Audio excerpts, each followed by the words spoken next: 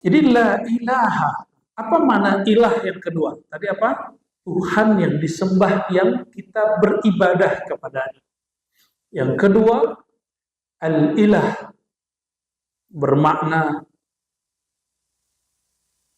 yang berhak dicintai.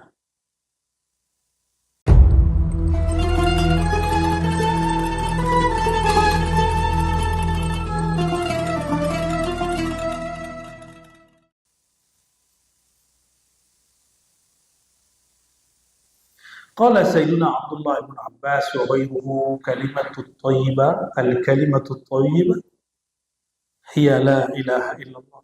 Ya. Kalimat thayyibah itu puncaknya membaca la ilaha, hakikat la ilaha illallah. Hadis pertama, ternyata baru satu ayat. Belum masuk ke hadis. Ini sudah jam berapa nih? 8. Jam 8 lewat 1 jam. An Sayyidina Abi Hurairah, dari Sayyidina Abu Hurairah radhiyallahu ta'ala anhu, qala, beliau berkata, qultu ya Rasulullah, aku bertanya, wahai baginda Rasulullah, man as'adun nas bi syafa'atika yaumil qiyamah.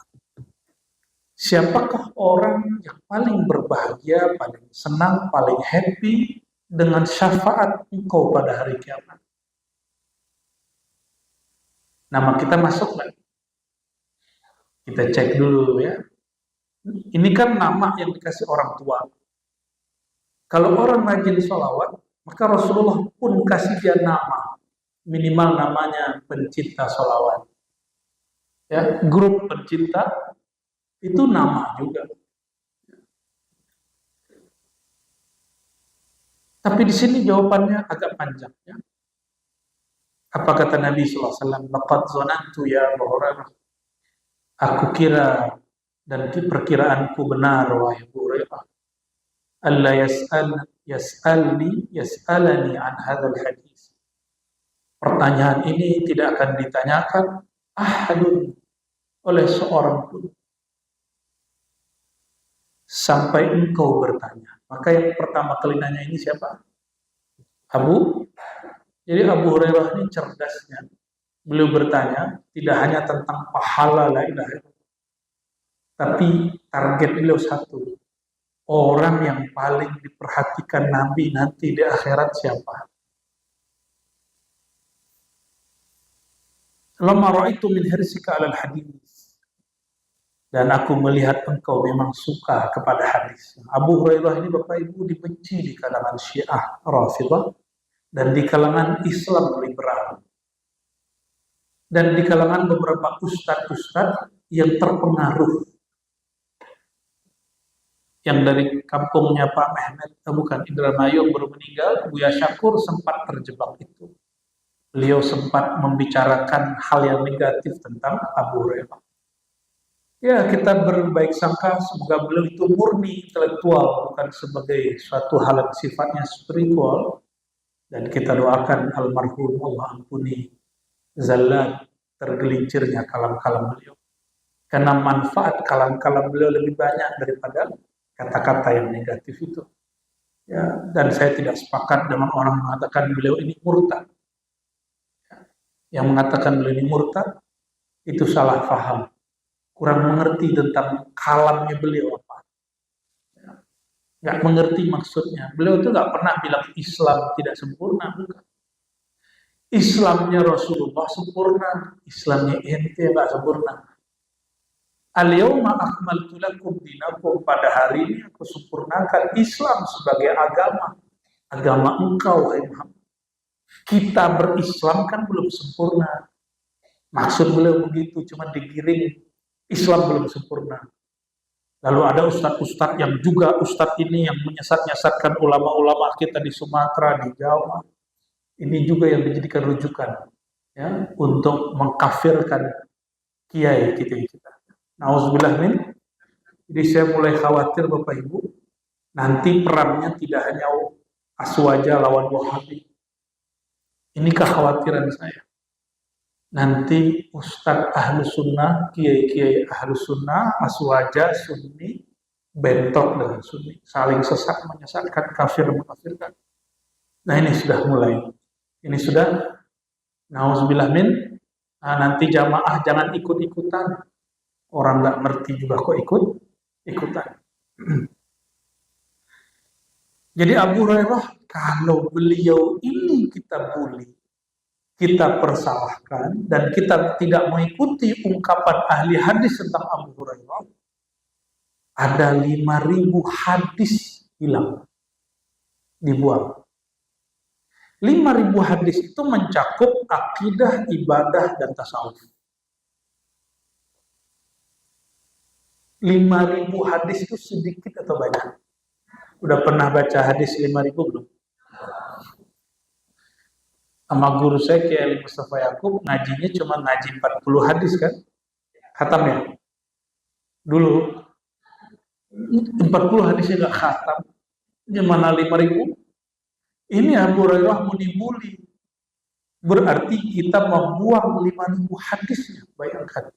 Ini yang gak dipikirkan banyak orang. Jawaban beliau, baginda Nabi Muhammad SAW, As'adun nas, orang yang paling berbahagia, paling sukses, mendapatkan syafaatku pada hari kiamat, man qala, yang dia sampai kepada hakikat la ilaha illallah. Kenapa saya terjemahkan man qala la ilaha illallah, sampai kepada hakikat la ilaha illallah? Karena di ujung hadisnya ada kalimat min qalbihi au nafsihi. Dia mengatakan la ilaha illallah bukan dari lisannya, tapi dari dalam. Min qalbi, dari dalam qalbunya. Au nafsihi, atau dari dalam jiwanya. Apa beda qalbu dan jiwa? Jiwa itu berkait dengan nilai spiritual, tapi dia mengarah ke dunia. Kalau qalbu spiritual, dia mengarah ke akhirat. Lebih tinggi baca la ilaha dengan qalbu daripada baca dengan jiwa. Ilmu-ilmu hari ini, cakra, aura, itu lebih kepada jiwa.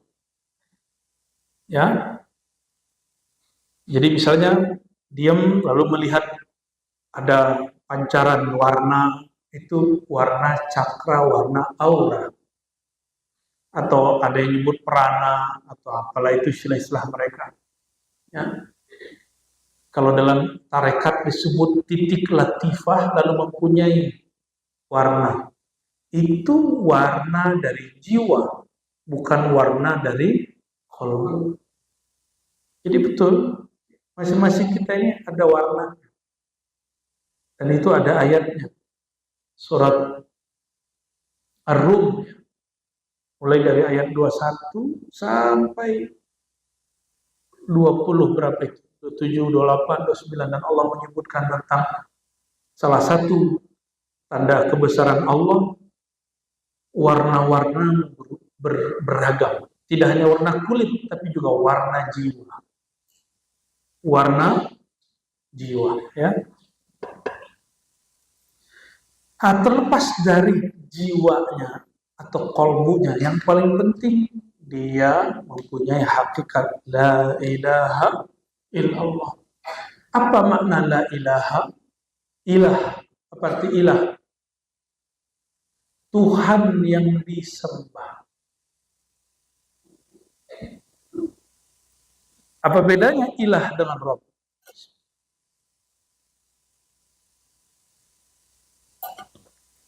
Jadi ilah, Tuhan yang sifatnya disembah. Sedangkan Rabb, Qul a'udzu bi rabbin nas, aku berlindung dengan Rabb-nya manusia, pencipta. Maka Rabb diartikan Tuhan yang bersifat pencipta. Itu bedanya. Malik yaumiddin, malikin nas, malik, raja, penguasa. Maka malik artinya Tuhan yang bersifat menguasai. Terjemahannya semuanya Tuhan. Ya. Nah, la ilaha itu puncak dari pemahaman kita bertuhan. La ilaha illallah. Tiada yang berhak disembah. Tapi ingat, kata sembah dalam bahasa Indonesia dan Melayu atau bahasa Jawa itu masih belum mewakili kata sembah dalam bahasa Arab. Sujud sembahku, aku sampaikan kepada Tuhan, kata orang Melayu. Sembah di situ artinya penghormatan. Inilah maksud saya ketika dulu ada orang menyembah Nabi Isa, yang mereka lihat adalah nama dan sifat Allah, bukan menyembah ubudiyah, tapi sembah yang berarti hormat. Itulah sembah sujudnya malaikat, bukan menyembah dalam artian ibadah, tapi sembah dalam artian ihtiram, menghormati. Kan ada yang mengatakan saya murtad juga kan? Itu saya ingat saya kajian dengan Raffi Ahmad itu, Sultan Al-Andarawiyah.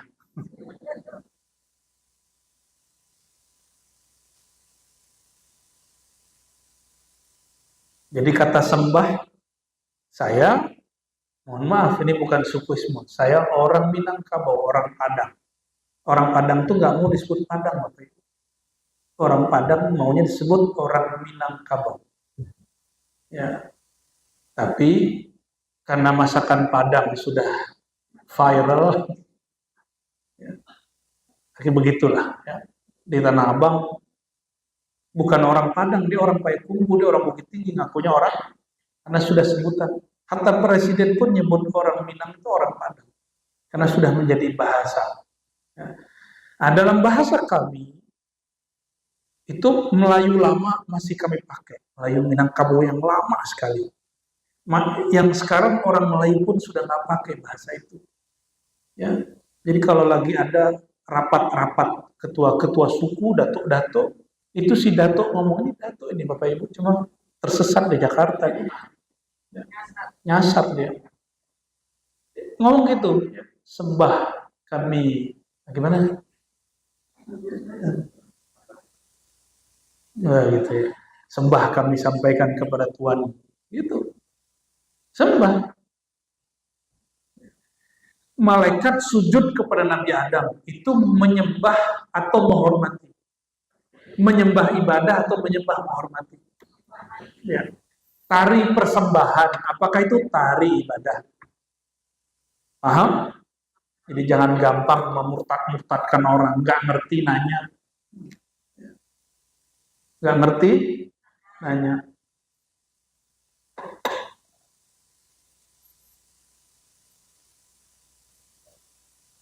Jadi la ilaha. Apa mana ilah yang kedua? Tadi apa? Tuhan yang disembah, yang kita beribadah kepadanya. Yang kedua, al-ilah bermakna yang berhak dicintai. Ya, yang berhak. Bahasa Arab dicintai itu mahbub, tapi semua yang mahbub yang dicintai itu dituju, dimaksudkan. Maka ada kalimat la maqsuda bihaqqin illallah. Kalau tahlilan afdhalu dzikri la ilaha illallah, la mawjuda la maqsuda, la maqsuda terjemahan Indonesianya tiada yang kami tuju kecuali 7 bahasa Melayu lama. Coba tanya sama orang Palembang lama, Jambi lama, Riau lama, orang Minangkabau lama, Bengkulu lama. 7 itu artinya cinta. Saya dulu kalau cinta dengan seseorang, saya ngomong gini, ketujuh udah awal. 7, perhatian kita tertuju kepadanya. Itu bahasa lama.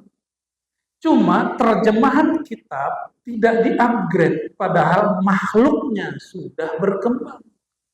Bahasanya sudah berubah. Tapi ini sudah beruntung orang Indonesia, bahasa Melayunya sudah modern. Nah, sahabat-sahabat kita di Malaysia masih agak pelan perkembangannya. Lambat sekali. Kenapa? Tergantikan oleh bahasa Inggris.